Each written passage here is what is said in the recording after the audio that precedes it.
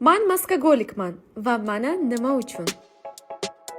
Bir flakon gialuron siyvirtkasi bitta maskada. Endi man haqiqiy maskagolikman. Ertalabdan yuzni parvarishlash va energiyaga to'ldirish eng sevimli ishim.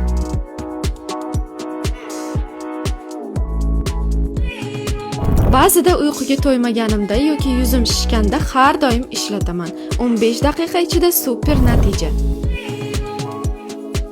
Garnierni AHBH Expert maskasi mashg'ulotlardan keyin mening must have'im. Garnier Tissue Mask yuz uchun eng zo'r namlantiruvchi. Endi nega bunchalik maskalarni yaxshi ko'rishimni tushungandirsizlar.